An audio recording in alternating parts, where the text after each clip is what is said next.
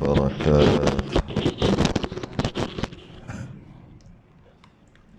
إن الحمد لله نحمده ونستعينه ونستهديه ونستغفره ونعوذ بالله من شرور أنفسنا ومن سيئات أعمالنا. من يهده الله فلا مضل له ومن يضلل فلا هادي له. أشهد أن لا إله إلا الله وحده لا شريك له. أشهد أن سيدنا محمد عبده ورسوله. اللهم صل وسلم وبارك على سيدنا محمد الفاتح لما والخاتم لما سبق ناصر الحق بالحق والهدي إلى صراطك المستقيم. صلى الله عليه وعلى آله وأصحابه حق قدره وقداره العظيم. اللهم نور بالكتاب بصري وأطلق به لساني واشرح به صدري واستعن به جسدي وحولي قوتك فإنه لا حول ولا قوة إلا بك. سبحانك لا علم لنا إلا ما علمتنا إنك أنت العليم الحكيم. ولا حول ولا قوة إلا بالله العلي العظيم. أما بعد, rafa'kan kesyukuran alhamdulillah. Rasa terima kasih kita kepada Allah Ta'ala. Pagi ini dapat kita sambung pengajian kitab kita, Idaman Penuntut. Walaupun kita dijadualkan malam, waktu malam kuliah maghrib, tapi kali ini kita cuba baca kitab, sambung kitab pada waktu pagi pula, try tengok. Lepas saya cek semalam, rupa-rupanya kita lambat progres kita tu. Dari satu muka ke satu muka tu agak lambat progres. Jadi sebab tu kita mengajar kitab. Dan bila saya cek balik, Masya Allah, kita baru masuk dalam bab sunat sembahyang, sunat ab'ad. Sunat ab'ad ni, kalau dari kira kitab yang lain, baru aja lepas di satu tempat yang lain. Sunat ab'ad. Tapi nak tak nak, dah lalu kitab, adabnya kena lalu lah juga. Nak buat macam mana? Kena lalukanlah juga, kena baca lah juga. Dari segi mengajarnya, adabnya, jangan lompat-lompat, tebuk-tebuk kan. Kitab orang nak tebuk-tebuk, buat kitab sendiri je. Walaupun perkara tu dah diulang ataupun beberapa kali. Itu dari segi adab mengajar. Dari segi adab belajar pula, walaupun dah dengar 1000 kali sekali pun perkara tu, sebagai adab belajar, dia kena buat seolah-olah baru pertama kali dengar. Seolah-olah baru pertama kali. Maksudnya bukan, alah, dah tahu dah, maka tidak beradab dengan ilmu. Entah, mungkin walaupun perkara tu dah tahu, dah biasa dengar, malah dah biasa buat, malah dah buat berpuluh kali dah, beratus kali, beribu kali pun, mungkin ada yang salah. Mungkin yang kita buat tu betul tapi tak tepat. Mungkin juga kita tak tahu sebelum tu, juga dapat tahu. Ada macam-macam boleh dapat dengan beradabnya dengan ilmu tu. Bukannya kalau dah tahu je, dah tahu dah. Bila dah tahu dah, buat sambil lewa je. Tidak. Lebih-lebih lagi berkaitan dengan solat, takkan tak pernah buat sunat ba'ad? Pernah lah buat sunat ba'ad. Banyak kali ya, setiap kali semayang adalah sunat ba'ad yang buat. Walaupun macam tu, dari segi adab mengajar, bila lalu kena mengajar juga. Dari segi adab mendengar, kena buat macam pertama kali dengar. Nabi SAW cerdik, fatanah, sangat cerdik. Dan dari segi pangkat, kedudukan martabat, Nabi lebih tinggi daripada malaikat. Nabi dan Rasul lebih tinggi daripada malaikat. Walaupun malaikat Jibril ataupun malaikat besar, malaikat yang ketua malaikat sekalipun. Ketua malaikat ni tinggi martabat dia di sisi Allah. Tapi Rasul lagi tinggi. Kerana Rasul, lepas tu Nabi, lepas tu ketua malaikat. ketua malaikat yang Jibril, Mikail dan sebagainya kan, 10 ketua malaikat. Itu dari segi martabat. Kemudian baru para awliya Allah, wali-wali Allah ataupun sahabat-sahabat Nabi duduk situ. Nak kira Rasul dan Nabi lebih tinggi dari segi martabat daripada malaikat. Dan malaikat ni pula datang aja. Istilah kita panggil ajar lah, bagi tahu ni, turunkan wahyu, ajar solat dan sebagainya, bagi pesan-pesan ajar lah tu.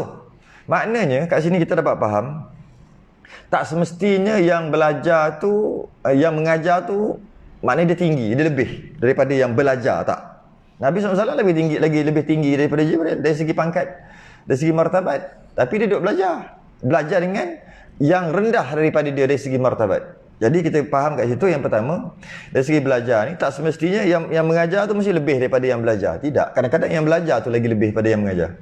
Sebab dia belajar dan mengajar ni, dia satu keadaan yang mana keadaan ni keadaan menuntut ilmu, sama ada ilmu tu dah tahu ataupun ilmu tu tak tahu. Nabi SAW takkan dia tak tahu kot. Ketika Mi'raj, Nabi tengok setiap langit Nabi lalu, Nabi nampak malaikat sedang solat. Masuk solat tu cara dia, ada yang berdiri, ada sujud, ada yang rukuk, sampai kiamat. Macam tu je. Kalau rukuk macam tu sampai kiamat. Sampai kiamat. Masa ketika Mi'raj. Dan kebetulan bulan ni bulan Isra Mi'raj ni. Bulan Rejab ni. Jadi bila macam tu, Nabi SAW memang dengan sifat fatanah, cerdiknya, dia kata inilah sembahyang yang terbaik. Dapat sembahyang macam ni nak ambil sembahyang yang macam ni. Tapi malaikat berbeza-beza. Sembahyang dia ada berdiri je macam ni. Selama-lamanya. Sampai kiamat lah. Ada yang macam ni je. Ada yang sujud aja. Selama-lamanya. Jadi, malaikat kata aku nak dapat semayang nanti, cara dia mesti macam ni. Gabungan daripada soft malaikat, perbuatan malaikat. Mesti macam ni. Tapi bila turun Mi'raj, setelah Isra' Mi'raj turun, kemudian waktu tu waktu subuh. Kemudian sehingga ke waktu zuhur, daripada subuh tu Nabi tak semayang subuh pun. Walaupun dah terima kefarduan subuh. Ya, Nabi solat bersama para roh, para anbiya rasul. Tapi bukan bermaksud solat yang baru dapat tu. Solat yang baru dapat tu 5 waktu tu, subuh, zuhur, asar, maghrib, isyak. Waktu tu, dia dapat 5 waktu. Cara semayang tak dapat lagi. Yang dapat 50 jadi 5 yang turun naik 9 kali tu. Cara semayang tak ada, kena baca apa, mana ada ambil dekat ketika Isra Mi'raj. Jadi Nabi tak terima kefarduan semayang. Nabi terima kefarduan semayang, tapi tak terima kaifiat ataupun cara semayang. Jadi Nabi pun tak semayang. Tunggu je sehinggalah waktu zuhur. Sampai waktu zuhur, Jibril datang turun untuk ajar, baru semayang. Jadi kita dapat faham kat sini, semayang ni kena belajar, dia tak boleh tiru-tiru. Nabi sendiri pun tunjuk kat kita, nak semayang kena belajar. Malah Nabi tak semayang subuh yang 5 waktu tu. Tak semayang subuh. Sebab solat 5 waktu yang pertama yang terzahir atas muka bumi, solat 5 waktu kita tu adalah solat zuhur, bukan solat subuh. Solat zuhur dulu. Sebab solat subuh tu memang semayang, tapi semayang cara mana wallahu alam. Malah memang riwayat kata Nabi SAW ada 2 riwayat. Satu kata riwayat kata sebelum Mi'raj tu dah jadi imam kepada para rasul, Nabi dan Rasul, awliya, sebelum nak naik dekat Masjidil Aqsa tu. Dan ada riwayat yang kedua kata tidak, masa turun tu baru sembahyang. Tapi sembahyang tu bukan sembahyang 5 waktu tu. Sembahyang yang lain, cara lain, Allah alam macam mana caranya. Cuma waktu tu kebetulan waktu subuh, kita kata. Waktu subuh kebetulan waktu tu. Jadi bermula sembahyang adalah zuhur, asar, maghrib, isyak. Lepas tu baru subuh. Jadi zuhur tu yang mula. Kenapa zuhur? Sedangkan dapat tu waktu subuh, dapat sembahyang tu. Sebab tak belajar lagi cara, tak boleh sembahyang.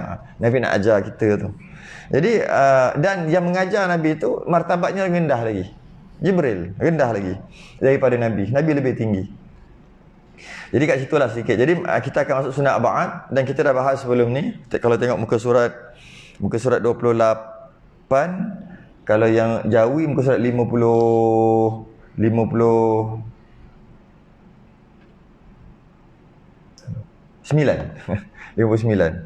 Kalau yang Rumi 28 sunat ba'ad. Dan kita dah bahas separuh dah. Qala al-mu'allif rahimahullahu ta'ala wa nafa'ana wa iyyakum bi'ulumin fid darin. Amin ya rabbal alamin. Sunat ba'ad itu 7 perkara yang lepas. Yang pertama, membaca tasyahud awal. Kita dah bahas. Tasyahud tu tahiyat lah. Samalah tahiyat dengan tasyahud. Kenapa kita panggil tahiyat? Sebab ada at-tahiyah. At-tahiyatul mubah. At-tahiyah tu tahiyat.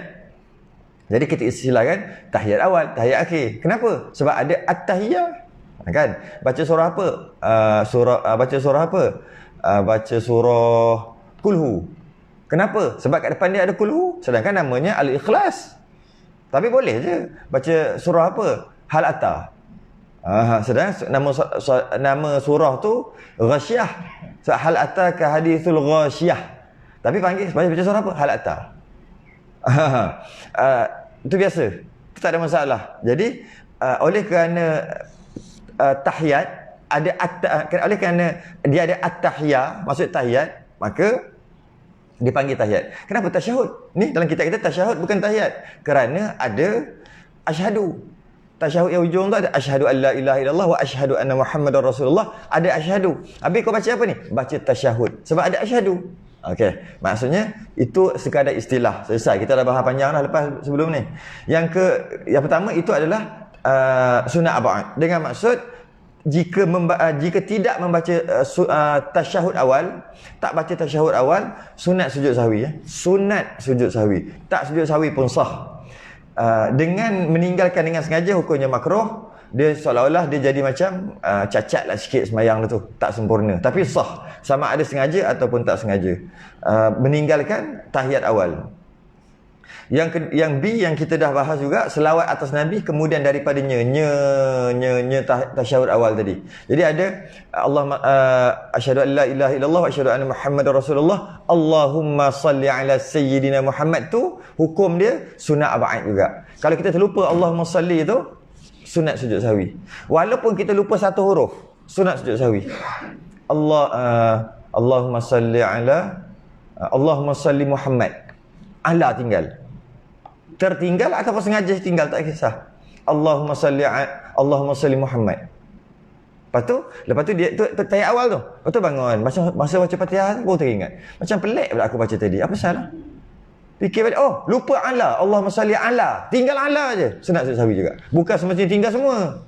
Tinggal semua tu yang biasa buat tu, kadang-kadang imam lupa, kita lupa. Memang sunatlah sujud sahwi. Ini tinggal sikit je. Ataupun mungkin at-tahiyah tu punya tahiyatul mubah. Tak ada, tak ada. Kenapa macam tu?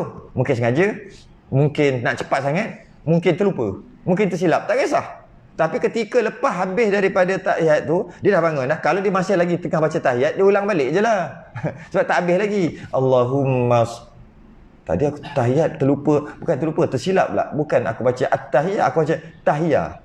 Ataupun at-tahiyatul mubarakatuh salawatu assalamu alayka nabiyyu. Ayyuha tak ada. Contoh lah. Tapi ketika dia ingat tu Allahumma salli, baru teringat. Ulang balik lah sebab dia tak buat apa-apa lagi, tak bangun lagi. Ulang balik lah at-tahiyah daripada awal. Ini dah bangun dah mungkin rakaat yang lain dah pun. Mungkin nak bagi salam dah pun. Contoh lah. Baru teringat. Maka sunat sujud sahwi juga. Jadi maksud tasyahud awal adalah maksudnya walaupun tinggal satu huruf, sunat sujud sahwi. Kita biasa faham, tinggal semua lah. Tidak. Jadi baca kena hati-hati lah. Kalau tidak, kita sentiasa buat perkara yang makruh, kita sentiasa buat perkara yang disunatkan untuk sujud sahwi, tapi kita tak sujud sahwi. Sebab kita kata baca tahiyat. Tapi ada yang tinggal-tinggal, yang sikit-sikit yang tinggal lah, yang satu-satu huruf. Dan termasuk juga selawat. Selawat pun biar sempurna. Dengan maksud, sunat ab'ad selawat adalah Allahumma salli ala Muhammad. Itu yang sunat ab'ad. Kalau tambah Sayyidina, sunat hay'ah.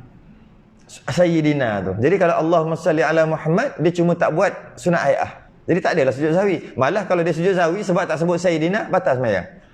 Tapi kalau Allahumma salli Muhammad, lupa. Ataupun Allahumma, macam mana nak sebut, payah juga lah, pelik sangat kan. Jadi tinggal walaupun sedikit, walaupun satu huruf. Selawat sunat sujud sahwi, sunat tak wajib. Yang ke C kita pun dah bahas sebelum ni, selawat atas Ali. Ali itu masuk keluarga.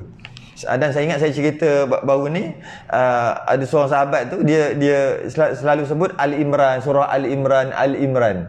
Rupanya ingatkan macam pelik je dengar. Kenapa bunyi pelik je dia ni cakap? Rupanya mana ada surah Al-Imran, surah Ali Imran. Surah Ali Imran ni, surah yang kedua tu, yang kedua tu, dia alif lam ain. Alif lam tu tak sambung. Kalau Al-Imran, alif lam ain.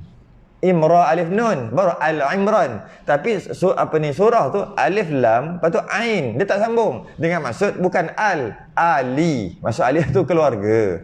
Macam tu juga ni. Selawat atas Ali, bukan selawat atas Ali itu maksud keluarga. Keluarga siapa? Keluarga Nabi SAW. Kemudian daripada tasyahud akhir. Maksudnya tasyahud akhir, Allahumma salli asyhadu an la ilaha illallah asyhadu anna Muhammadar Rasulullah. Allahumma salli ala Muhammad, itu rukun. Ni tayat akhir pula. Tadi tayat awal. Tayat awal Allahumma salli ala Muhammad tu sunat banget. Tak buat sunat sujud sawi. Itu tayat awal. Tayat akhir Allahumma salli ala Muhammad tu rukun. Tak baca tu tak sah sembahyang. Tu dia beza. Jadi kalau orang tanya apa perbezaan selawat atas Nabi, selawat atas Nabi je. Allahumma salli ala Muhammad. Wa ala ali tu selawat atas keluarga. Selawat atas Nabi. Allahumma salli ala Muhammad. Apa beza hukum di tahiyat awal dengan tahiyat akhir? Bezanya, kalau tinggal kat tahiyat awal, tak batal. Sunat sujud sahwi. Tak sujud sahwi pun sah juga sembahyang. Tinggal kat tahiyat akhir, Allahumma salli ala Muhammad, tak sah sembahyang. Itu perbezaan dia. Sebab dia tu rukun. Okay? Dan tapi dekat wa ala ali Muhammad, wa ala ali dekat tahiyat akhir, wa ala ali Muhammad dekat tahiyat akhir, itu sunnah ba'id. Wa ala ali Muhammad dekat tahiyat akhir, bukan tahiyat awal tahiyat akhir, sunnah ba'id. Dengan maksud jika tak buat, jika terlupa dan sebagainya dan kemudian ingat, sunat sujud sahwi. Tapi kalau tak sujud sahwi, sah juga. Standard lah. Cuma sikit perbahasan, macam mana kalau bertukar? Maksudnya dia dekat tahiyat awal dia baca wa ala ali. Biasa jadi kalau jenis baca Allahumma salli ala Muhammad wa ala ali Muhammad. Kejap. Tahiyat awal ni. Biasa jadi. Tahiyat akhir tak baca wa ala ali jarang. Sebab memang bacaan dia sebab nak baca kama sallai ta'ala. Jadi tak ada masalah. Tahiyat awal ni. Pertama ngantuk dia. Allahumma salli ala Muhammad wa ala ali Muhammad. Sebaik slow. Orang tak dengar.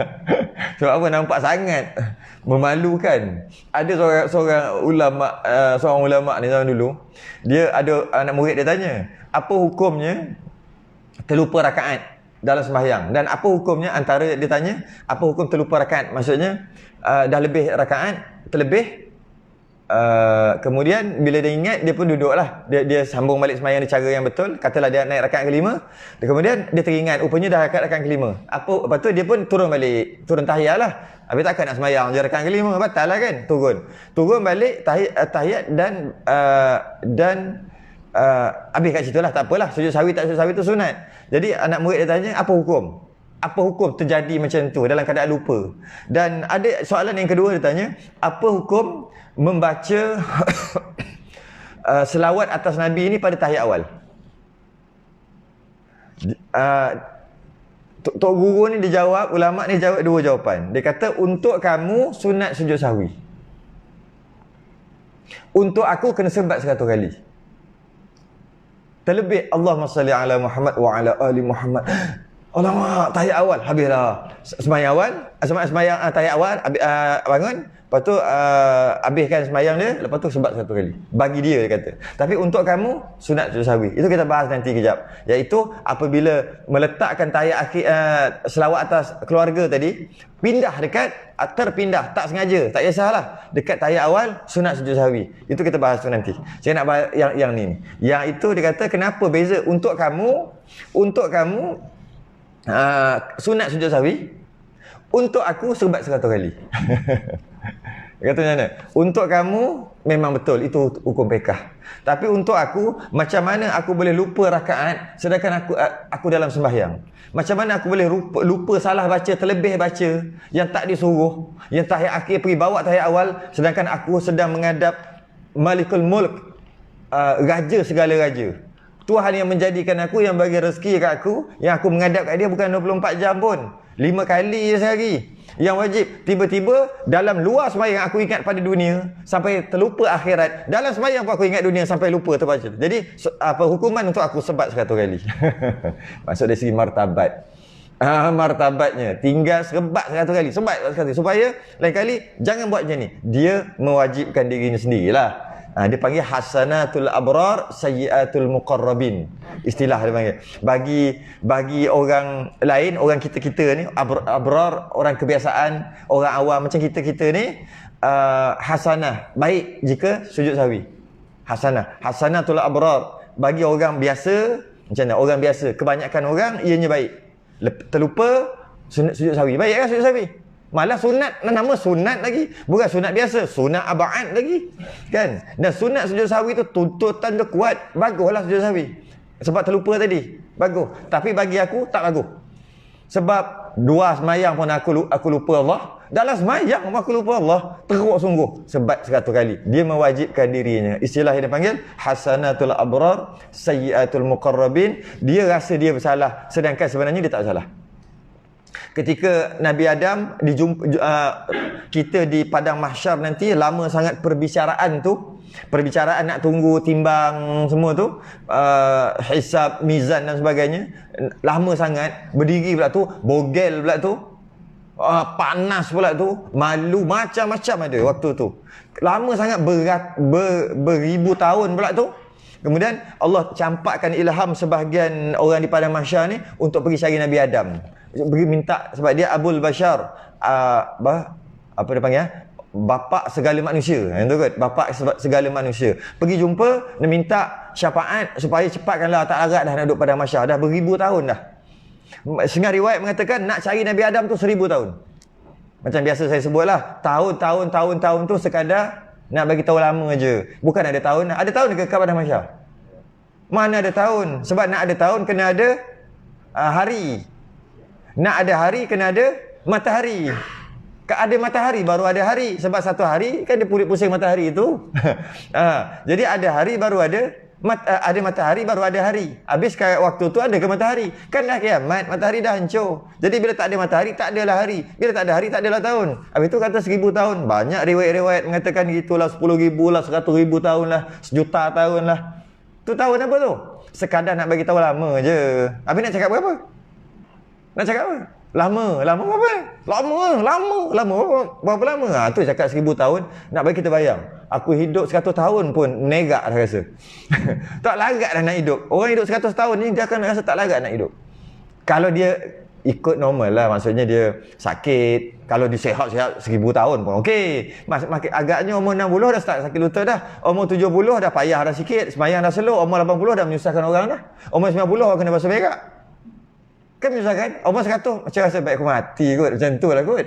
Tengoklah sampai umur kita macam mana. Kalau kita sihat, boleh jogging, boleh apa, itu 1000 tahun pun seronok. Ini tengok orang, tengok perempuan pun macam tu. Tak ada rasa apa-apa dah. Apa guna hidup lagi? Boleh lah cakap tu. Macam lampau. Tak ada lah. Tak nampak mengantuk. Jadi bila macam tu, bila macam tu, lama tu tujuan nak bagi tahu lama 1000 tahun. Diilhamkan oleh Allah. Pergi jumpa Nabi Adam. Nabi Adam kata, nafsi, aku, engkau. Kenapa Nabi Adam kata macam tu? Nabi Adam kata, aku dulu, yang ramai orang salah faham, aku dulu buat dosa, ada yang kata macam tu. Sedangkan Nabi Adam tu maksum. Nabi mana buat dosa? Sebenarnya Nabi Adam tak berdosa, tapi dia rasa berdosa. Sebab anak cucu dia ramai berlambak-lambak yang sembah berhala, yang tak ikut perintah Allah, yang buat maksiat. Itu anak cucu daripada sulbi dia lah. Sulbi wa taraib. Yang mana daripada sulbi dia tu, benih-benih tu semua dah ada dah waktu tu ketika dicipta Nabi Adam. Daripada benih-benih itulah akan masuk jadi ke ayah kita, dah jadi kita sekarang ni pun. Jadi maknanya itu anak kita ni anak cucu Nabi Adam. Dengan maksud kita banyak buat, malah orang kafir lagi, banyak buat maksiat, banyak kufur pada Allah. Tu siapa tu? Anak cucu Nabi Adam. Dia malu. Sebab tu dia kata, nafsi, aku, engkau. Aku rasa berdosa, aku berdosa. Sebab anak-anak aku lah, macam tu lah, anak cucu aku tengok buat apa. Sedangkan Nabi Adam berdosa ke? Mana berdosa? Dia mana? Anak cucu dia buat hal, apa pula kena ke dia? Istilahnya dia rasa berdosa. Hasanatul abrar sayyiatul muqarrabin, tu nak kita tahu. Dan sampai lima rasul, 5 orang rasul yang penghuni, penduduk waktu tu di padang mahsyar pakat-pakat pergi. Setiap satu rasul tu dia pergi jumpa 1000 tahun nak jumpa. Akhir sekali kepada Nabi SAW, baru Nabi SAW sujud dan minta syafaat untuk mempercepatkan kiraan hisab tu. Saya tak nak ceritalah, panjang sangat lah. Cuma nak beritahu kenapa Nabi Adam tak berdoa je pada Allah. Nabi Adam kata dia bersalah. Kenapa pula dia kata bersalah? Dia bersalah ke? Tak. Kan dia rasa bersalah, tapi sebenarnya dia tak bersalah. Macam tu juga. Macam tu juga yang kata yang meninggalkan yang orang alim meninggalkan ataupun tersalah rakaat ataupun dia tertukar tayat akhir pergi tayat awal. Yang baca tu satu ayat je, selawat. Selawat pula bagus, pula apa selawat? Terlebih sikit. Kenapa sampai sebat? Sebab hasanatul abrar sayyiatul muqarrabin. Orang yang ada dalam bank, cash dalam bank, cocok memang keluar 2 juta. Okey, 2 juta. Banyak tau. Cocok. Bukan dia punya harta aset kekal, aset bergerak dengan aset tak bergerak. Tak. Tanah ni bukan. Aset cair. Cocok boleh keluar 2 juta. Tiba-tiba pergi masjid Salahuddin masuk RM10. Dosa agak-agak? Tak masuk duit pun tak dosa. Tapi dia ada rasa tak di hati kecil dia? Masuk RM10. Kadang-kadang ada RM10, ada RM5. Betul ada RM1. Dia nak masuk RM10, RM5 lah. Tapi ada RM1. Tak apalah, masuklah RM5. Tak apalah, dia rasa berdosa tak? Memang kita kata sedekah tu sunat. Tapi takkan tak rasa berdosa.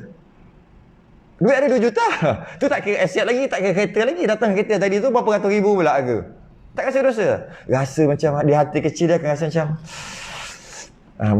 itu dia panggil hasanatul abrar sayyiatul muqarrabin. Padahal bagi orang yang gaji dia 800 bulan masuk RM5, itu mantap lah tu. Ingat senang nak masuk RM5, gaji 800. Tapi dia juta ada dalam bank, masuk RM5. RM5 dengan RM5 juga. Tapi RM5 tu kenapa dia rasa bersalah? Kenapa yang gaji 800 tu tak rasa bersalah? Sebab dari segi nisbah banyak tu daripada gaji dia. Itu antaranya. Dia akan rasa bersalah dan orang tengok pun orang akan rasa macam dia salah. Macam dia salah. Tapi mana salah pun. Bagi RM5. Tak bagi pun tak salah kan. Itu dipanggil hasanatul abrar sayyiatul muqarrabin. Bagi orang biasa okey je bagi RM5. Tapi bagi dia sepatutnya dia kena rasa bersalah. Sebab banyak sangat kau masuk RM5 aja. Okay. Macam itulah juga jawapan para ulama tu. Dia kata bagi aku hukum orang yang menambah wa ala ali Muhammad pada tahiyat awal sebat 100 kali. Dan bagi kamu adalah sunat sujud sahwi bagi kamu. Okey, kita masuk hukum fiqh pula. Tadi tasawuf. Tadi tu tasawuf tu. Tu bukan fiqh tu. Jangan pakai pula. Bukan fiqh, itu tasawuf. Dari segi adab, penjagaan hati. Ini dari segi fiqh pula. Maknanya memindahkan kita ambil dalam bab ni sunat ab'ad lah. Memindahkan sunat ab'ad di tempat lain, letak di tempat lain, hukumnya sunat sujud sahwi. Jadi maksudnya Allahumma salli ala sayyidina Muhammad tempatnya dekat tahiyat akhir. Dia letak dekat tahiyat awal, sunat sujud sahwi. Malah bukan sunat ab'ad je, rukun pun sama, sunat sujud sahwi. Memindahkan rukun tanpa sengaja. Sepatutnya lepas rukuk i'tidal, dia lepas rukuk terus sujud. Bila dia sedar, dia kena kembali balik ke i'tidal kan? Sebab dia tu dia tersedar, dia silap. Dia kembali balik ke i'tidal dan dia kena sujud baliklah. Sujud dia tu tak kira sebab tersilap. Dan sunat sujud sahwi dengan syarat tersilap. Okey. Macam tu juga memindahkan rukun qauli. Yang bismillah alhamdulillah tu rukun qauli. Pindah ke tempat lain, sunat juga sujud sahwi. Yang tu orang tak dengar. Contohnya dia ketika dia tahiyat awal lah kita kata subhana rabbiyal a'la 3 kali, lepas tu Allahu akbar. Bismillahirrahmanirrahim. Tangan duduk macam ni. Bismillahirrahmanirrahim. Alhamdulillahirabbil alamin. Tahiyat. Semayang auto standard lah. Dia kena semayang manual. Jangan semayang auto. Semayang auto jadi gitu lah. Okey, silap. At-tahiyat. Maksud at-tahiyat tu kuat sikit nak bagi kawan sebelah dengar. Sebab takut orang tu. At-tahiyatul mubarakatus salawatut tayyibatul lillah. Dah malu dah. Tak apalah. Kan. Tapi sunat sujud sahwi. Ya, sunat sujud sahwi. Walaupun sikit. Mungkin juga dia memindah tahiyat awal ke tahiyat akhir dekat sujud. Ketika sujud tu at-tahiyah. Mungkin juga ketika sujud tu Fatihah. Tak kisahlah. Malah sunat hai'ah sekalipun, ini paling ramai sekali buat. Ketika rukuk, subhana rabbil a'la wa bihamdi, subhana rabbil a'la wa bihamdi. Nama subhana rabbil azim wa bihamdi. Terlupa salah. Atau ketika sujud, subhana rabbil azim. Tak ada lah. Batal tu. Jangan tu saya nak bagi tahu je. Subhana rabbil azim wa bihamdi. Subhana rabbil a'la. Sunat sujud sahwi. Maka ulama bahas, jika sembahyang seorang, sunat sujud sahwi secara mutlak. Walaupun pindah sunat hai'ah, ya. Walaupun pindah macam tu, sepatutnya tak payahlah, sebab benda kecil kan. Sunat hai'ah tetap juga sunat. Sunat ab'ad berpindah tetap juga sunat sujud sahwi. Rukun pindah tapi dengan syarat tak sengaja tadi, rukun. Kalau sengaja batal kan. Pindah ataupun buat salah, lepas tu betulkan balik, sunat sujud sahwi. Jadi sunat hai'ah pun sunat, ya. Maka ulama bahas, kalau sembahyang seorang mutlak, maksudnya memang sunat sujud sahwi. Kalau sunat ab'ad, mutlak tadi maksud imam ke makmum ke, sunat sujud sahwi. Itu yang cerita berpindah rukun tadi.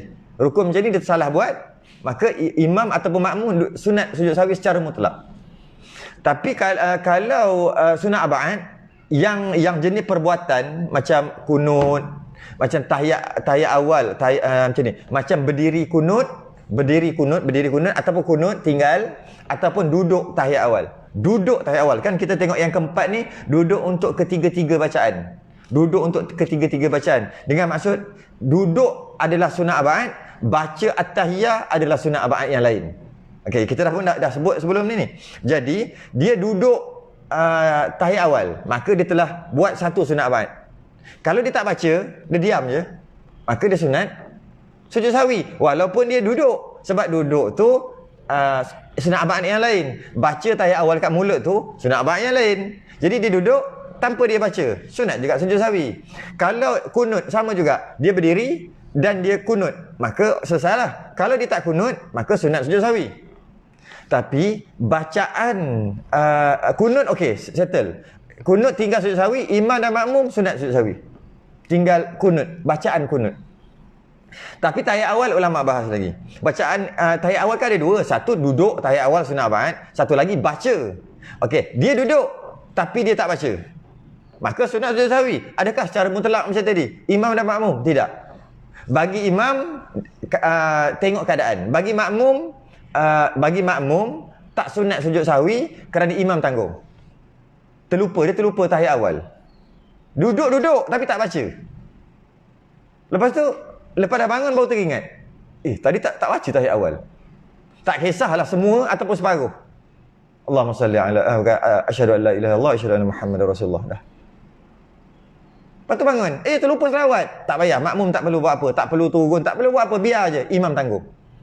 Hujah dia, kalaulah Fatihah pun imam boleh tanggung tak? Bila masbuk. Boleh kan? Imam dah rukuk, Allahu Akbar, terus rukuk. Habis tak payah baca Fatihah ke? Tak apa, imam tanggung kan? Dapat rakaat kan? Kalau rukun pun, yang mana tak baca Fatihah pun tak baca Fatihah akan membatalkan, pun imam boleh tanggung. Takkanlah sunat ab'ad imam tak boleh tanggung. Jadi imam tanggung. Itu kalau makmum terlupa. Tapi kalau imam terlupa, tak boleh. Terlupa baca, sama ada semua ataupun mana-mana, tak boleh main bantai dia sujud sahwi. Sebab tengok keadaan. Kat belakang tu orang mengaji ke tak? Makmum tu. Kalau sembahyang seorang, sunat sujud sahwi, ya, mutlak. Kalau jadi makmum, tak payah, sebab imam tanggung. Kalau lupa. Kalau jadi imam, tengok dulu. Macam mana? Tengok dulu. Belakang tu, tak berapa, orang tak berapa ngaji, bukan jenis sembahyang, ikut orang je tu. Dia tengoklah, dia makmum, dia tahulah jemaah dia macam mana. Jika dia sujud sahwi, makmum kata apa? Sebila pula sembahyang, katalah sembahyang isyak. Sebila pula sembahyang isyak ada kunut. Sebab dia ingat sujud sahwi kunut aja. Mana tahu? Sebab apa? Tahiyat awal, baca tahiyat awal tadi. Maksudnya baca tu duduk. Sedangkan imam tak baca, dia mana tahu? Mana ada bunyi? Jadi imam kalau sujud sahwi, makmum agak-agak buat apa yang tak mengaji ni? Dia takkan sujud sahwi.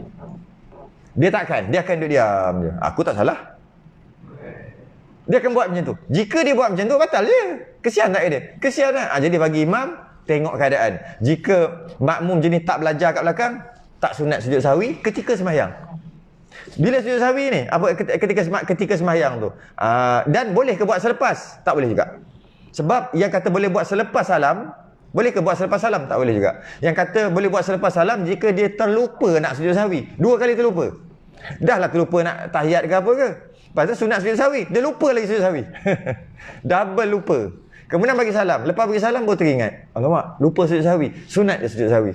Sambung terus sembahyang. Dan duduk 2 kali. Dan wajib bagi salam balik. Wajib tu bagi salam balik. Maksudnya macam masuk dalam sembahyang balik lah. Itu kalau dia terlupa, kalau dia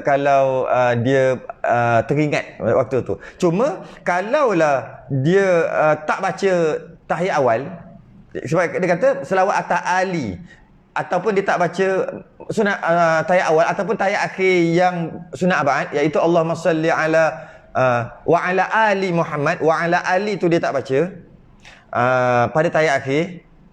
Lepas tu baca ajalah. Apa pula ada kena-mengena dengan sujud sahwi? Tahiyat akhir dia terlupa baca wa ala ali. Dan dia teringat. Dan ni kan dia tengah tahiyat akhir. Sujud apa? Baca je lah balik. Baca je lah balik. Peliklah pula. Kenapa kau sujud? Aku terlupa baca selawat atas keluarga Nabi pada tahiyat akhir. Maknanya sujud sahwi sebelum salam. Wa ala ali pun sebelum salam. Jadi kenapa kau tak baca wa ala ali kalau kau lupa? Faham tak poin dia kat sini? Jadi tak bolehlah kata terlupa wa ala ali, terlupa sunat abad tu, maka sujud sahwi kelakarlah. Kelakarlah. Sebab kalau kau teringat waktu tu, bacalah terus. Kama sallaita ala Ibrahim wa ala ali Ibrahim. Lupa pula wa ala ali tadi. Selawat wa ala ali terus sajalah. Tiba-tiba dia sujud sahwi. Kenapa? Apa alasan sujud sahwi? Terlupa wa ala ali. Terlupa selawat atas keluarga. Macam pelik macam kelakar. Mana ada? Yang terlupa tahiyat awal tu je. Jadi memindahkan rukun tanpa sengaja sunat sujud sahwi. Lepas betul kan? Memindahkan sunat abad, bacaan sunat abad sengaja ataupun tanpa sengaja sunat sujud sahwi. Tapi dobeknya bagi imam, jika makmum tu jenis belajar di pondok ke madrasah ke, maka sujudlah. Tapi jika di tempat masyarakat macam yang ada belajar, ada tak belajar, bimbang takut sujud-sujud nanti, sujud sahwi, sembahyang isyak lah kata, makmum fikir kunut tak ada. Satu, tahiyat awal dia buat tadi. Habis kenapa pula imam sujud? Imam mesti lupa ni. Imam mesti bukan lupa, imam mesti salah. Bila imam salah, aku tak nak sujud sahwi. Aku duduk juga sini. Nanti kita salam sama-sama. Maka batal makmum tadi tu. Sebab imam sujud sahwi, makmum wajib sujud sahwi. Imam sujud sahwi, makmum wajib sujud sahwi walaupun dia tak tahu kenapa. Walaupun dia masbuk. Walaupun dia tak tahu apa-apa. Dia masuk basuh kaki, dia tengok imam dah tahiyat akhir dah. Tak apalah, dapat tahiyat akhir pun jadilah. Dia kata janji dapat juga 27, walaupun 27 rupiah. Sebab nak dapat 27 pound sterling, kena imam Allahu Akbar, dia Allahu Akbar, baru dapat 27. Sebab jadi makmum berjemaah dapat 27. Sama ada dapat ketika rakaat pertama, rakaat kedua, rakaat ketiga, rakaat empat, walaupun dapat tahiyat akhir sekalipun, tetap juga dapat 27. Sebab dia berjemaah lah, cuma dia kena tambah lah 4 rakaat nanti. 27 tetap dapat. Dia seronok lah. Sebenarnya, walaupun dapat 27, nilainya berbeza. Imam Allahu Akbar, dia Allahu Akbar, dapat 27 pound sterling. Imam baca surah baru dia masuk, dapat $27. Kena kira duit lah. Kita kan mata duitan. Baru faham. Kalau tidak tak faham. Dapat rakaat kedua, dapat kalau imam tengah baca surah, dapat €27. Tinggi sikit. Tapi kalau dapat rakaat kedua, rakaat ketiga, dapat $27. Kalau dapat rakaat keempat, maksudnya tambah 3 rakaat lagi, dapat 27 RM. Kalau dapat tahiyat akhir je langsung tak dapat rakaat, dapat ₹27. Takkanlah sama dapat 27 orang yang sembahyang daripada awal dengan orang yang dapat tahiyat akhir. Agak-agak lah. Takkan sama punya. Jadi, bila kata tak apalah, janji dapat 27. Rupiah per rupiah lah. Dia pun Allahu Akbar, terus duduk kan. Terus duduk lah imam tahiyat.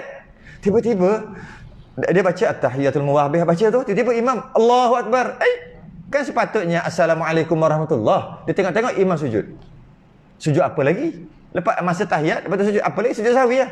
Aku tak ada kena mengena dalam ini cerita. Entah apa jadi tadi, aku tak tahu. Aku dapat tahiyat akhir je. Aku tak nak buat. Sama ada dia bangun tambah rakaat, ataupun dia tunggu dulu, imam salam, tapi dia tak sujud sahwi. Imam salam, baru dia bangun.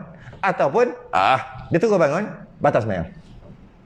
Sebab imam sujud sahwi, makmum kena sujud sahwi, walau apa keadaan sekalipun, walau tak tahu kenapa sekalipun. Jika makmum tak sujud sahwi, batal. Habis kenapa? Tak tahu apa-apa. Tak tahu apa-apa. Walaupun masuk tahiyat akhir sekalipun. Kenapa ni? Apa masalah ni? Tak tahu. Sujud sahwi. Sebab imam sujud sahwi, makmum wajib sujud sahwi. Sekarang ni imam tadi lupa wa ala ali. Tak ada. Imam lupa, bukan, imam memindahkan Allahumma salli ala Muhammad wa ala ali Muhammad pada tahiyat awal. Imam membaca subhana rabbiyal azim pada sujud. Imam baca Fatihah ketika duduk di antara dua sujud. Ni silap lah. Kes silap lah semua ni. Ketika rukuk subhana rabbiyal a'la. Pelik-pelik dia buat. Okey. Ataupun masa bangun Allahu akbar, terus baca surah. Tengah baca surah, alamak, lupa pula. Baca Fatihah balik. Mana sama juga memindahkan bukan pada tempatnya. Kemudian bila macam tu, imam pun sujud sahwi. Ramai tak makmum tak sujud? Ramailah, sebab makmum tak tahu apa imam punya salah. Jadi oleh kerana itu bagi imam tak sunat buat. Walaupun memindahkan memindahkan sunat abaat, memindahkan sunat hai'ah, memindahkan rukun sekalipun, sunat sujud sahwi, tapi tak sunat bagi imam tu. Kerana dia tahu makmum dia tak mengaji, tak belajarnya orang. Kalau makmum belajar, sunat juga imam buat. Jadi tengok tu lah punya dobit dia. Okey. Dan membaca kunut. Membaca kunut pada rakaat yang kedua sembahyang subuh. Rakaat kedua sembahyang subuh pada rakaat akhir sembahyang witir malam 16 Ramadan hingga akhir bulan. Nisfu yang kedua. Tu kunut. Kunut ni kunut sunat ba'id. Dia ada satu lagi kunut nama kunut nazilah. Kunut nazilah ni sunat hai'ah. Kalau sunat ab'ad ada dua je. Sunat kunut yang sunat ab'ad ada dua. Satu kunut yang kita buat tadi subuh rakaat yang kedua. Yang kedua witir. Maksudnya malam yang ke-16 tu. Apa? Autiru wa majidu wa azimu tu kan. Autiru tu kalau maksud dah segar dah tu. Ingat colek. Colek cantik. Yalah dah penat sembahyang. Bunyi autiru tu best. Apa benda autiru tu? Witir lah tu. Kadang-kadang tak faham. Dia punya autiru wa majidu sebelum tu tak ada. Tiba-tiba ada autiru. Autiru tu witir lah. Kan? Maksudnya malam Ramadan yang ke-16. Malam Ramadan yang 16 tu malam yang ke-16 bermulalah sunat witir. Sunat witir pada sunat kunut pada solat witir. Sunat kunut pada solat witir. Jadi kunut subuh dan kunut witir adalah sunat ab'id. Tinggal yang mana-mana satu, sama ada kunut subuh ataupun kunut witir tadi sunat sujud sahwi. Dia biasa 16 17 mudah tinggal. Sebab lupa tak ingat 15 ke 16. Malam 15 ke dia sunat malam 16 ke malam 15 Dia jadi macam tu. Sebab hari puasa tu hari ke-15. Malam tu 16. Jadi dia ingat 15. Sedangkan malam maghrib dah masuk 16. Kan sembahyang tarawih sebelum puasa. Masuk sebelum sembahyang tarawih dulu baru puasa. Malam tu kan sembahyang tarawih dulu. Tiba-tiba dia tengok hari ni baru 15. Memang kau puasa 15, tapi tarawih malam tu 16. Jadi dia terlupa kat situ. Terlupa. Dan bila dia teringat ketika mungkin tahiyat akhir ke masa solat witir tu. Ini solat witir malam Ramadan ni sunat ab'ad tapi lupa. Sunat sujud sahwi. Sunat. Dia sebab dia sunat ab'ad. Okey. Dan sunat sujud sahwi. Dua ni. Dan kunut subuh ni dia ada khilaf dalam agama kita. Jadi bila khilaf, kekalkan dia khilaf. Saya suka guna perkataan orang putih, khilaf ni untuk kita mudah faham dan saya sebut banyak kali dah kan. Saya nak biar lekat dalam kepala. Khilaf ni maksud agree to disagree. Setuju untuk tidak bersetuju. Itu khilaf. Jadi maksudnya khilaf ni satu hukum yang tak akan selesai sampai kiamat. Sebab tu nama khilaf. Kalau boleh selesai, dia tak nama khilaf. Khilaf ni tak boleh selesai. Sebab yang ni kata ini hujah dia. Yang ni kata ini hujahnya bertentangan. Dan bincanglah sejuta tahun pun takkan selesai. Sebab ini hujah dia, ini hujah dia. Maka dia namanya masing-masing bersetuju untuk tidak bersetuju. Masing-masing bersetuju untuk tidak bersetuju. Aku bersetuju untuk tidak bersetuju dengan kau. Macam mana tu? Agree to disagree lah. Itu namanya khilaf. Jadi pelik kalau orang duduk kecoh tentang khilaf. Maksudnya, tak, bukan macam ni. Macam ni. Dan perkara yang dia duduk bahas tu benda khilaf. Bukan bahas ilmu. Bahas ilmu tak apa. Ini macam ni hukum. Khilaf pada mazhab macam ni. Tu bahas ilmu. Ini bukan bahas ilmu. Duduk bergaduh atau duduk bercakaran. Bukan, sebenarnya kunut ni tak ada. Sebab Nabi, tu, itu yang tak guna tu.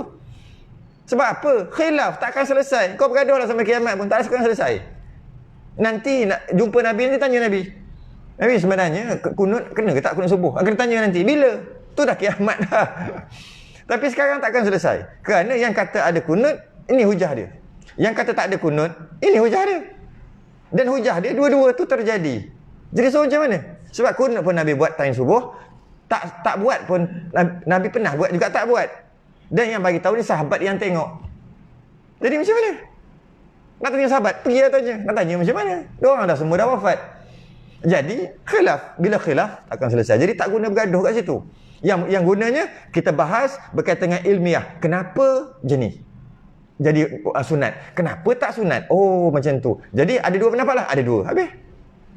Amal silakan, tak nak amal pun silakan. Yang amal tak boleh kata salah yang tak amal, yang tak amal tak boleh kata. Itu dipanggil setuju untuk tidak bersetuju. Tu khilaf. Dan kunut ni adalah khilaf.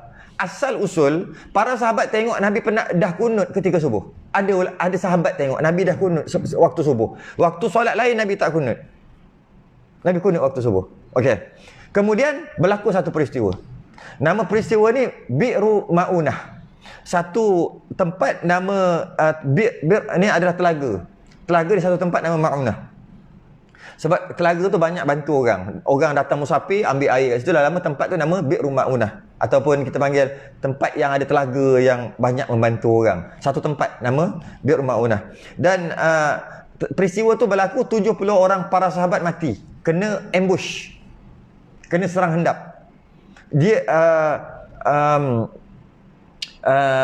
ada seorang ketua masyarakat, ketua kabilah datang jumpa Nabi pada permulaan Islam. Dia kata orang kampung aku ketua kabilah sekian.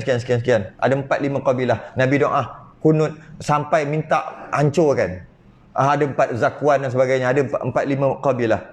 Dia kata kami ni ramai ni, semua nak masuk Islam. Tapi nak faham tentang Islam, kemudian kami nak masuk. Kalau semua orang masuk, aku pun masuk juga. Kata dia ni. Tapi jadi kalau macam tu, tolong hantarkan para sahabat yang terbaik untuk ajar mereka. Kalau diorang masuk, aku masuk.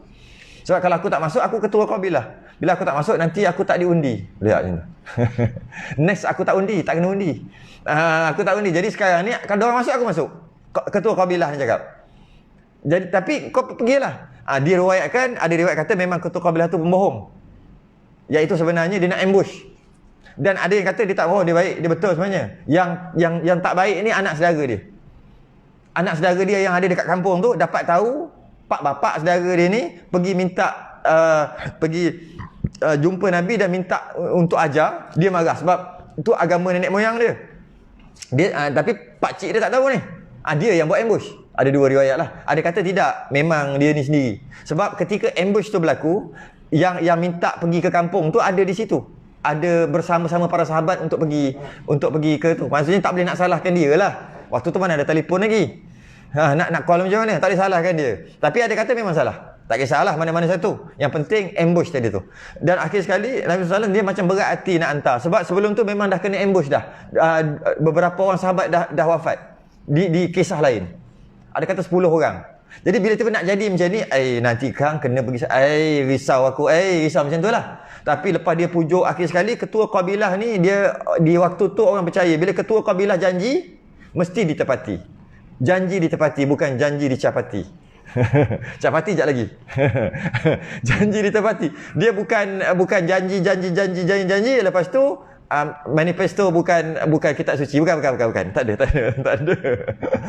Dia apa? Janji dia akan buat. Jadi bila dia janji kata insya-Allah, bukan insya-Allah, aku akan dengan izin Tuhan, aku akan jaga keselamatan sahabat-sahabat yang pergi tu. Bila janji macam tu, waktu tu kalau ketua kabilah janji mesti betul.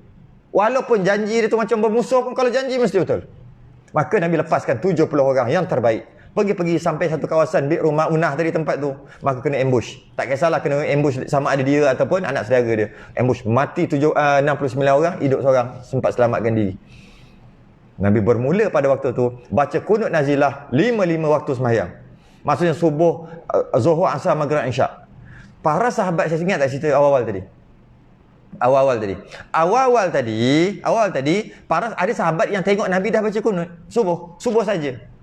Apabila jadi peristiwa ni sebulan Nabi baca kunut nazilah, Allahumma ya munzilal kitab wa ya mujriyas sahab wa ya hazimal ahzab ihzimhum wansurna alaihim, kan? Sebelum tu kalbam min kilabik ya qahar ya jabbar ya muntaqim. Semua tu ayat-ayat kalau faham tu meremang bila orang baca. Meremang, rasa semangat ni bukan lain macam tu. Kalbam min kilabik. Ya qahar. Kau hancurkan mereka, yang mana mereka kalah, anjing kami akan mengalahkan anjing mereka. Kalbam min kilabik. Bukan maksud anjing mughallazah tu. Kalbam min kilabik ni anjing dengan maksud majazi. Maksud majas. Maksudnya orang yang hebat, yang duduk depan-depan, dia panggil dulu orang panggil anjing. Waktu tu tak mughallazah lagi. Maksudnya orang panggil anjing. Anjing tu maksud yang duduk depan tu. Sebab dia orang yang hebat duduk depan. Korang ni semua penakut tu. Yang depan tu siapa? Kalbun, anjing. Power waktu tu. Sekarang anjing, anjing. Mughallazah. Tu sekarang. Sebab tu kalau perasan keturunan Nabi ada nama kilab. Perasan tak? Siapa yang hafal lah? Hafal tak? Tak hafal kan? Keturunan sampai Adnan kan hafal semua kat sini kan? Ada nama kilab. Kilab tu anjing lah. Keturunan Nabi ni. Datuk nenek Nabi. Tak hafal kan? Pemain bola hafal? Hafal siap dengan simpanan mu hafal. Pemain simpanan mu hafal. Ini nama keturunan Nabi tak hafal. Tak apalah. Ada salah seorang keturunan datuk nenek Nabi ni, ada nama Kilab. Kilab tu anjing lah. Tapi sebenarnya nama dia Hakim. Itu nama sebenar. Kenapa digelar anjing? Sebab kalau perang dia duduk depan sekali. Bukan kata dia tak nama anak apa? Kilab. Sebab datuk nenek nama Kilab. Jangan buat hal weh. Anjing. Panggil macam tu pula. Macam Wati lah, Wati. Wati kan. Wati tu bahasa Arab. Kita letak nama anak, sama ada letaklah nama apa, Susilawati ke Wati yang belakang Wati tu masuk bersetubuh. Dia letak nama anak Wati. Setubuh. Allah huduh nama. Kita tengok nampak macam baik je kan. Kita letaklah nama tu. Orang dulu macam tu.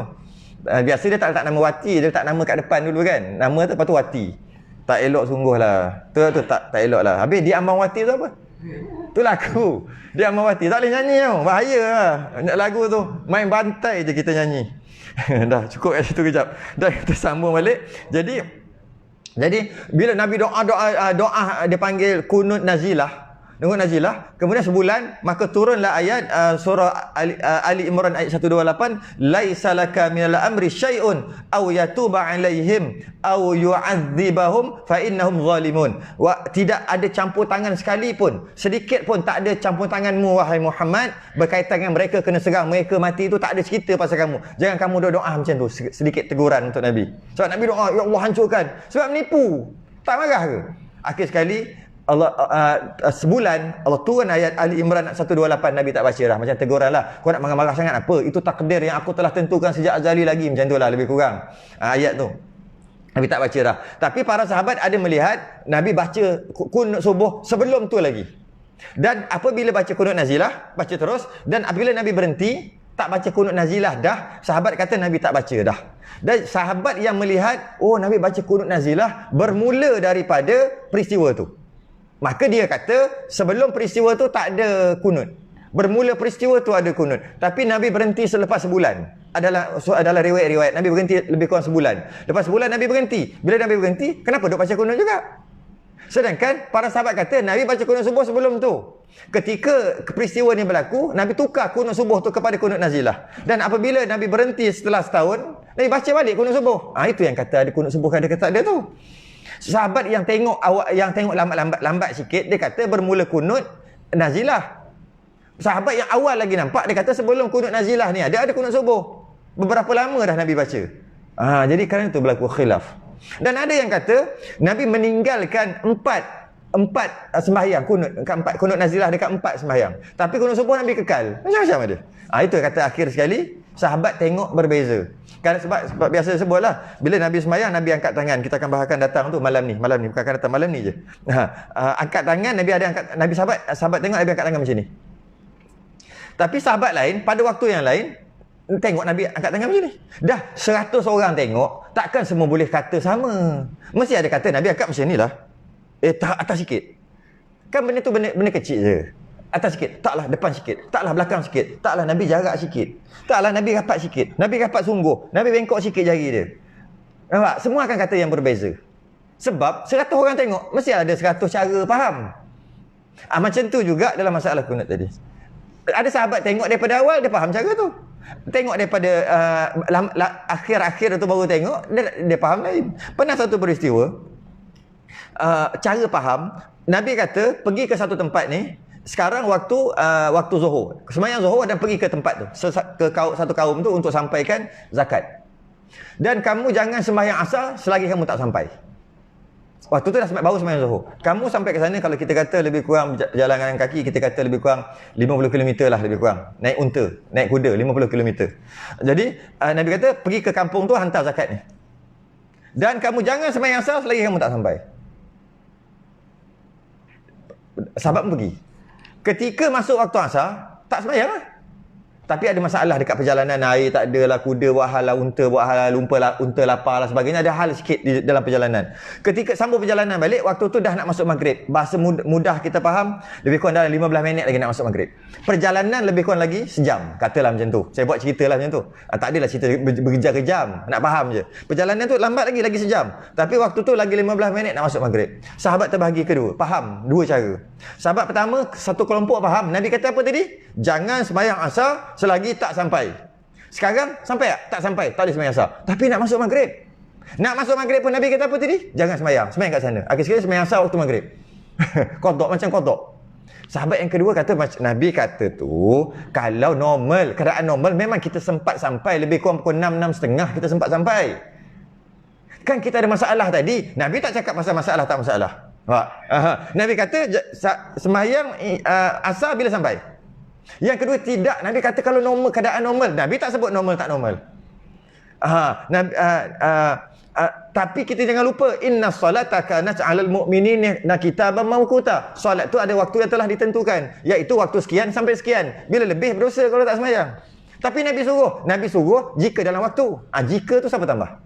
Sahabat yang tambah sendiri. Nabi tak cakap jika. Jika dalam waktu, memanglah sampai-sampai masih dalam waktu, sembahyanglah kat sana. Sebab tujuan Nabi kata jangan sembahyang. Tujuan Nabi kata sembahyang dekat sana supaya sumbangan cepat sampai. Tu tujuan Nabi bagi tahu. Siapa yang mentafsirkan tujuan Nabi tu? Sahabat. Nabi tak cakap pergi sana terus suruh sampaikan dengan cepat, sembahyang di sana. Tujuan sembahyang dekat sana supaya sumbangan tu sampai cepat. Nabi tak cakap macam tu. Tapi siapa yang tafsir? Sahabat faham, fikir dua golongan fikir lain. Satu kata Nabi kata ikut aja, jangan cerita banyak. Yang kedua kata Nabi kata dalam keadaan biasa. Sekarang ni dah nak masuk maghrib. Kalau keluar waktu, maka lawan ayat Quran, inna salata kanat 'alal mu'minina kitaban mawquta. Jangan lebih waktu. Fawailul lil musallin alladzina hum an salatihim sahun. Neraka wail kalau kita tak sembahyang. Tapi Nabi kata kalau tak langgar Quran. Itu Nabi kata ke? Nabi tak kata yang itu, tapi kita faham sendiri. Nampak? Dua. Akhir sekali yang ni sembahyang siap-siap. Tengah jalan, kau tak ikut cakap Nabi. Teruk kau tak ikut, siap kau. Macam tu lebih kurang. Aku report. Yang ni sambung. Yang ni pun pergi sampai-sampai dah maghrib, sembahyanglah asar dia waktu maghrib. Kau tak lah. Yang ni cakap, siap kau dah, aku nak report kat Nabi. Yang ni cakap pula, kau tak sembahyang asar. Habis cerita. Sampai-sampai Nabi senyum. Dua-dua betul. Dua-dua betul. Nabi relax aja. Sebab masing-masing ada hujah. Maknanya khilaf ni berlaku zaman sahabat lagi. Bukan sekarang khilaf zaman sahabat. Nabi tu ada lagi sahabat dah berkhilaf tentang maksud Nabi. Jadi macam itulah kunut dah jadi khilaf yang mu'tabar. Khilaf yang mu'tabar. Okey, 57 minit, lagi 2 minit. 58. Dan yang senang yang lain lah. Yang ke F, selawat dan salam atas Nabi dan atas Ali, kemudian daripada kunut. Wa sallallahu ala sayyidina Muhammad wa ala ali. Itu adalah sunat abad. Tak ada Ali itu sunat sujud sahwi. Dia silap. Wa sallallahu ala sayyidina Muhammad wa ala lupa. Kan? Wa sallallahu ala sayyidina Muhammad. Allahu akbar. Sujud masa tahiyat baru teringat. Wa ala ali lupa. Masa kunut sunat sujud sahwi. Bukan semestinya tinggal semua kunut. Tinggal semua ya, dan tinggal kunut juga, tinggal mana-mana satu huruf daripada kunut. Satu huruf pun. Maka sunat sujud sahwi juga. Ataupun tertukar ke wa ala ali Ibrahim. Allahu akbar. Terlupa. Teringat apa? Selawat Ibrahimiyah macam tayak akhir pula. Wa ala betul ala ali Muhammad dan wa ala ali Ibrahim. Betul? Macam pening sikit. Sujud ajalah. Tak apalah, tersilap nak buat macam mana. Tapi sunat sujud sahwi. Walaupun satu huruf, walaupun satu patah perkataan yang ditinggal. Yang keji, berdiri untuk dua bacaan tu. Bila baca kunut, kena berdiri. Dua bacaan itu adalah kunut dan selawat atas Nabi dan salam tu. Selawat dan salam. Lupa. Satu lagi salam, jangan lupa. Wa sallallahu ala sayyidina Muhammad wa ala alihi wa sahbihi ajma'in. Sunat sujud sahwi. Macam baca tadi. Sepatutnya wa sallallahu ala sayyidina Muhammad wa ala alihi wa sahbihi. Biasa wa baraka. Bolehlah tu sunat hai'ah tu. Wa baraka wa sallam. Dia wa baraka ajma'in lah, dia tak cakap wassalam, dia terlupa, dia tertukar. Kan kadang-kadang kita ajma'in, kadang-kadang kita wassalam. Tiba-tiba ketika kunut dia tak wassalam, dia pergi ajma'in. Bila ajma'in tak ada salam, tak ada wassalam. Bila tak ada wassalam, sunat sujud sahwi. Tu terlupa salam tu. Jadi maksudnya bukan selawat dia, selawat dan salam pada kunut. Dan berdiri ketika membaca kunut, berdiri ketika membaca selawat dan salam atas Nabi dan keluarga tadi tu. Sama juga. Tertinggal kalau tak berdiri, sunat sujud sahwi. Tapi tak berdiri tu kenapa? Macam mana nak baca kunut kan? Itulah. Bacaan tasyahud awal dan selawatnya sama macam tasyahud akhir. Samalah, dia kata tasyahud awal sama macam tasyahud akhir. Sudah lepas dinyatakan pada rukun yang ke-10 yang kita duk baca tu, cuma bezanya tiada ada selawat atas ali pada tasyahud awal ni. Yang sebut tadilah. Tayyat awal tak ada wa ala ali, tayyat akhir ada wa ala ali. Dan bacaan kunut ni tak ada apa, dah senang dah. Bacaan kunut serta selawatnya demikian. Allahumma hdini fi man hadait wa afini fi man afait wa tawallani fi man tawallait wa barik li fi ma atait wa qini syarra ma qadait fa innaka taqdi wa la yuqda alait wa innahu la yadhillu man walid wa la yu'izzu man adait tabarakta rabbana wa ta'ala falakal hamdu ala ma qadait wa astaghfiruka wa atubu ilaik wa sallallahu ala sayyidina Muhammad wa ala alihi wa baraka wa sallam. Nak tambah-tambah wa ala alihi wa sahbihi wa baraka, tambahlah yang tu. Cuma yang penting ada semua ni. Semua ada, cukup, semua cukup. Ini adalah kunut subuh dan kunut witir. Okey, itu yang panjang, yang sempurna. Tapi kunut dia ada rukun kunut. Rukun kunut ada 4. Tapi tak ada dalam kitab kita. Yang pertama, rukun kunut adalah puji pada Allah. Ada tak puji dalam ni? Ada. Pujian Allah ada. Iaitu pujian apa? Pujian tu. Tu. Mana sanak mana tabarak tu falakal hamdu ala ma qadait, tu puji.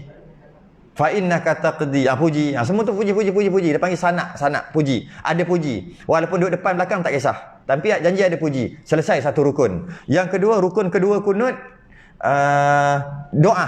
Adalah Allahumma tu. Selesai. Yang ketiga, rukun kunut selawat. Ada, kan? Wassallallahu. Yang keempat, salam. Ada, wassalam. Dan tu rukunnya. Dan kemudian selawat dan salam atas Nabi, termasuk atas keluarga, termasuk atas sahabat, kan? Jadi rukun tu sempurna, rukun tu. Jadi kalaulah dia membaca doa yang lain, diharuskan. Janji cukup syarat tadi. Antara doa yang lain adalah Allah maghfirli ya ghafur. Allah maghfirli doa. Ya ghafur puji. Lepas tu Wassallallahu ala sayyidina Muhammad wa ala alihi wa baraka wa salam ke? Itu dah kunut dah. Mana kunut pendek dia panggil? Itu kunut pendek. Itu yang Tok Kadi tanya tu. Mengucap, pandai mengucap. Tahu kunut, ingat kunut. Ingat kunut panjang, kunut pendek tanya. Kan? Baca kunut pendek. Kunut. Mana kunut mana? Kunut. Bukan tu kunut pendek sebenarnya ada. Kunut pendek Allah maghfirli ya ghafur wa sallallahu ala sayyidina Muhammad wa ala alihi. Lepas tu sambahlah wa sahbihi ke, tak apalah. Wa alihi pun boleh, wa ala alihi wa baraka wa sallam. Tu. Itu kunut pendek. Jadi boleh baca kunut pendek, tapi yang afdal baca kunut panjang. Okey, tu kunut pendek. Dan boleh juga Allahumma rahamni ya rahim. Lepas tu wa sallallahu. Allahumma arhamni, doa. Ya Rahim, puji. Wa sallallahu, selawat. Wasallam, selawat dan salam. Cukup rukun, cukup selesai kunut dia. Bila nak baca kunut pendek? Mungkin kat Mekah. Adalah waktu-waktu yang tak baca kunut. Pergi ke pasir, tempat negeri pasir Berdengung tu, pasir 2 butir. Tahu pasir 2 butir? Ada di hujung-hujung. Dia kecil dia tu. Dia punya COVID biasa 000. Dia panggil negeri pasir 2 butir. Jadi di situ tak ada kunut kan. Jadi kalau dia sembahyang, masa dia sami Allahu liman hamidah, nak tanda tangan pun boleh, tak nak tanda tangan pun tak apa. Sama ada di Mekah pun samalah, di Madinah ke, di tempat yang tak baca kunut lah. Dia pun Allahumma ighfirli ya ghafur wa sallallahu ala sayyidina Muhammad wa ala alihi wa baraka wa sallam. Allahu Akbar. Sempat. Masa tu imam baru nak bangun daripada sujud. Memang cun-cun. Masa sami Allah liman hamidah. Angkat tangan pun boleh, tak angkat pun boleh. Jadi rugi kalau pergi Mekah, imam Mekah tak baca, dia pun tak baca. Rugilah. Senabat kan? Rugilah. Patutnya boleh aja. Ataupun Allahumma rahamni ya rahim wa sallallahu sampai habis. Sempat. Jangan sampai kepala dekat lantai, imam Allahu Akbar. Jadi kejarlah balik. Okey? Jika sembahyang jemaah lebih baik imam itu menukar dhamir. Dhamir itu ganti nama kepada jamak. Seperti Allahumma hdina. Kita dah buat dah. Allahumma hdina fi man hadait wa afina fi man afait wa tawallana fi man tawallait wa barik lana fi ma atait wa qina syarra ma qadait. Nah lah. Sunat tambah sebab yang makmum nak amin. Kalau ni untung imam. Sebab aku semua bagus. Allah bagilah hidayah kat imam. Habis makmum macam mana? Makmum macam mana? Imam je dapat. Jadi sebab tu maksudnya kami bermulai daripada fa'innaka, maksud fa'innaka taqdi hingga akhir tiada apa-apa perubahan. Maksud tak ubah. Kerana yang demikian itu bukan doa, hanya puji-pujian sahaja. Bukan doa, dibaca dengan perlahan oleh imam dan makmum sekali. Jadi fa innaka taqdi itu pujian, maka bila pujian macam pujian maka masing-masing bacalah. Sebab nak puji Allah ni masing-masing. Tapi nak doa boleh ramai-ramai. Makmum amin, imam baca doa. Dari itu pada wa astaghfiruka wa atubu ilaik tidak payah tukar jamak. Sebab senyap sampai ke sudah. Maksudnya baca perlahan sampai ke sudah, perlahan sikit. Sebab masing-masing baca. Sama juga membaca apa ni? Ni Rabbik fili tu. Rabbik fili warhamni. Hingga akhir Rabbik fili warhamni wajburni warfa'ni warzuqni wahdini wa'afini wa'afani tu hingga akhir ketika duduk di antara dua sujud. Duduk di antara dua sujud tu kan baca Rabbik fili warhamni. Tidak dikehendaki ditukar dhamir. Rabbik fili tu Rabbik fili warhamni tu aku tu. Sebab apa imam tak Rabbik firna warhamna? Kenapa tak macam tu? Sebab makmum pun baca, imam pun baca, tak payahlah tukar. Dia kata, jadi bila fa innaka taqdi wa la yuqda alaik sampailah wa astaghfiruka, fa innaka taqdi tak payah baca sebab imam baca, makmum baca. Dan dia sama macam subhana rabbiyal a'la. Dia adalah pujian pada Allah. Subhana rabbiyal a'la perlahan. Imam baca, makmum baca. Jadi oleh kerana itu fa innaka taqdi dia sama macam subhana rabbiyal a'la dari segi pujian. Jadi baca masing-masing lah. Jadi cara untuk baca masing-masing boleh je imam baca kuat, tapi makmum kena baca juga. Jangan amin. Fa innaka taqdi. Tapi kalau buat macam tu makmum bimbang amin, perlahan sikit. Itu yang perlahan sikit tu. Sebenarnya nak kuat saja pun boleh. Malah banyak kitab kata kuat sampai habis. Tapi kalau kuat sampai habis, makmum pun amin sampai ke sudah. Sepatutnya biarlah imam kuat. Kau punya pasal lah kau nak kuat. Aku fa innaka taqdi wa la yuqda alaik. Sebab dia faham. Jadi pendapat yang kedua kata macam subhana rabbiyal a'la perlahan, fa innaka taqdi pun kena perlahan lah juga sebab dia puji. Puji ni pelan-pelan, jangan kuat-kuat. Puji ni pelan-pelan. Maka tak kisahlah itu benda khilaf kecil. Tapi wa astaghfiruka wa atubu ilaik. Ada dua pendapat. Pendapat dalam kitab kita kata slow juga, perlahan juga. Perlahan sampai ke habis. Jadi bila masing-masing baca, tak perlulah tukar wa nastaghfiruka wa natubu ilaik. Sebab dia baca perlahan dan dia mengisyaratkan makmum membaca sekali. Wa nastaghfiruka tak payah, wa astaghfiruka wa atubu ilaik. Sebab kau baca sekali. Jadi dia turunkan sedikit suara. Nak bagi tahu boleh baca. Jangan amin pula. Kan? Sebab imam baca perlahan. Pendapat yang kedua, bukan dalam kitab kita. Pendapat yang kedua kata baca kuat dekat situ, wa astaghfiruka. Sebab wa astaghfiruka tu adalah doa. Wa sallallahu adalah doa. Jadi bila tukar jadi wa nastaghfiruka wa natubu ilaik. Sebab kita doa pada Allah, kita bertaubat, kita minta pada Allah. Jadi wanas tu taghfiruka. Dan kalau nak wanas taghfiruka, kuatlah sikit. Kuatlah, bukan kuat sikit, kuatlah macam awal-awal tadi imam. Jadi makmum amin balik kat situ. Wanas taghfiruka, makmum amin balik. Wasallallahu pun makmum amin balik. Tapi kalau slow, tak payahlah amin. Wa astaghfiruka wa sallallahu kena baca sekali lah makmum. Jadi ada dua cerita lah kat situ. Imam slow semua, setelah wa astaghfiruka tu slow terus, fahamlah makmum bahawasanya imam ambil pendapat macam kita. Iaitu semua slow. Jadi baca sampai habis. Tapi kalau imam wa nastaghfiruka kuat, tahulah kita imam pilih pendapat yang kedua, iaitu sebab dia adalah doa, imam kuatkan balik dan imam tukar domain wa nastaghfiruka kami. Jadi tak payah baca amin. Jangan kalau imam lepas mayat imam baca alhamdulillah, dia alhamdulillah juga. Allahumma, dia Allahumma. Kan menyampah rasa. Macam itulah ketika kunut imam wa nastaghfiruka, makmum wa nastaghfiruka, macam menyampah pula rasa. Samalah. Bukan tak boleh. Dah wa nastaghfiruka kuat, amin lah. Tapi kalau slow-slow, astaghfiruka wa atubu ilaik, bacalah sekali. Itu isyarat. Itu isyarat dia. Okey, ditukar dhamir ganti nama. Dia kata ketika duduk antara sujud tidak dikehendaki tukar dhamir ganti nama kepada jamak oleh imam kerana ia dan makmum sama-sama membaca dengan suara tidak nyaring, dengan sir. Saya nak habiskan je tu yang lebih sikit tu. Baru boleh habis kat stesen dia. Baru berhenti tu seronok sikit. Barulah untung tak rugi masa. Malam ni kita akan sambung sunat hai'ah. Taklah cerita pasal sunat ba'ad. Kalau tidak, kan pagi tadi ingat tak? Kita ulang balik, rugi 15 minit. Kan? Jadi habis dah, stesen besar dah kita berhenti. Sunat hai'ah itu banyak, mengangkat tangan masa mula-mula takbiratul ihram dan sebagainya. Cara angkat tangan letak kat mana, letak kat tepi. Dia sebut tulis sini, ni cantik ni. Cantik ni. Dia kata kat sini, di kitab lain tak ada. Kitab musalli tak ada ni. Diturunkan kedua tangan, diletakkan tapak tangan. Allahu Akbar, diturunkan kedua tangan itu diletak tapak tangan yang kiri ke bawah dada ke atas sedikit daripada pusat bertentangan dengan jantung hati. Oh, yang ini tak ada kitab ni special. Jantung hati tu apa? Jantung hati tu yang kat rumah tu. Jantung hati apa ni? Mari kita tengok. Ini menarik. Sebab setiap kitab dia ada keistimewaan sendiri. Keistimewaan kitab kita macam tu lah. Kita tengok. Letak kat sini ke? Letak dekat jantung. Duk kat sini tu. Sengit kan? Bisa tengok kan? Dulu. Sekarang ada tak tengok? Tak ada. Ada? Tak ada tak? Dulu sekarang semua macam ni. Dulu ada macam ni. Sengit ni. Kita akan tengok malam ni. Sambung malam ni. Maghrib. Kita tangguh dulu, kita sudahi dengan tasbih kafarah dan surah subhanakallahumma wa bihamdika asyhadu an la ilaha illa anta